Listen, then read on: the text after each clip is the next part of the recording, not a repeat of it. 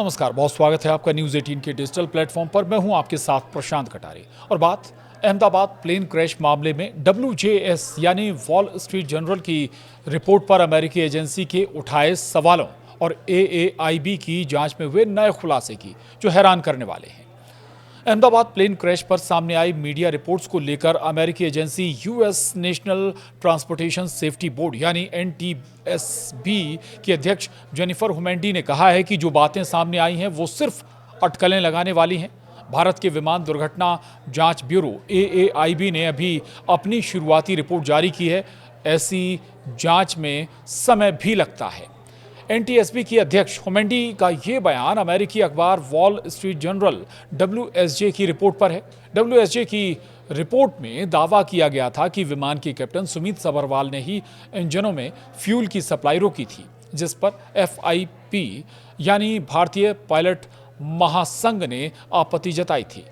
US national transportation safety board की अध्यक्ष के बयान पर भारतीय पायलट महासंघ की तरफ से कहा गया है कि इससे पश्चिमी मीडिया को चेतावनी मिलेगी। दरअसल WSJ ने बताया था कि यह खुलासा दोनों पायलटों के बीच बातचीत की कॉकपिट रिकॉर्डिंग से हुआ है। वॉइस रिकॉर्डिंग से पता चला कि बोइंग विमान उड़ा रहे को पायलट क्लाइव कुंदर ने कैप्टन सुमित सभरवाल से पूछा, आपने फ्यूल स्विच को कट ऑफ पोजीशन में क्यों कर दिया है? सवाल करते समय को पायलट हैरान थे। उनकी आवाज में घबराहट थी, जबकि कैप्टन सुमित शांत नजर आ रहे थे। भारतीय पायलट महासंघ FIP के अध्यक्ष कैप्टन CS रंधावा ने NTSB के इस बयान का स्वागत किया और कहा कि इससे पश्चिमी मीडिया को चेतावनी मिलेगी, जो बिना पुख्ता आधार के कहानियां छापता है। उन्होंने ये भी कहा कि हमारी अपनी जांच प्रक्रिया है और हमें इसकी अंतिम रिपोर्ट का इंतजार करना चाहिए। इतना ही नहीं, FIP ने फ्लाइट AI-171 की दुर्घटना पर पब्लिश रिपोर्टों को लेकर अमेरिका की दो प्रमुख मीडिया संस्थानों वॉल स्ट्रीट जर्नल यानी WSJ और रॉयटर्स को कानूनी नोटिस भी भेजा है। संघ का आरोप है कि दोनों मीडिया संस्थानों ने बिना पुष्टि के भ्रामक और गलत सूचनाएं पब्लिश की, जिससे मृत पायलटों की प्रतिष्ठा को गहरा नुकसान पहुंचा है। संघ का यह भी कहना है कि ऐसी रिपोर्टिंग से न केवल मृतक पायलटों की छवि धूमिल हुई है, बल्कि उनके परिजनों को भी अनावश्यक मानसिक पीड़ा झेलनी पड़ी है। इससे पायलट समुदाय का मनोबल भी प्रभावित हुआ है, जो पहले से ही उच्च दबाव में काम करता है। इधर AAIB यानी एयरक्राफ्ट एक्सीडेंट इन्वेस्टिगेशन ब्यूरो ने वॉल स्ट्रीट रिपोर्ट पर कहा था कि अभी इंतजार करें। वॉल स्ट्रीट जर्नल ने ये बात जांच से जुड़े अमेरिकी सूत्रों के हवाले से दी है। इसके बाद एयरक्राफ्ट एक्सीडेंट इन्वेस्टिगेशन ब्यूरो यानी AAIB ने कहा कि सभी लोग अंतिम रिपोर्ट आने का इंतजार करें। जांच अभी चल रही है और अभी किसी नतीजे पर पहुंचना सही नहीं होगा। वहीं भारत ने भी पायलटों की बातचीत सार्वजनिक की थी। इससे पहले एयरक्राफ्ट एक्सीडेंट इन्वेस्टिगेशन ब्यूरो यानी AAIB ने 12 जुलाई को प्लेन क्रैश पर अपनी शुरुआती जांच रिपोर्ट जारी की थी।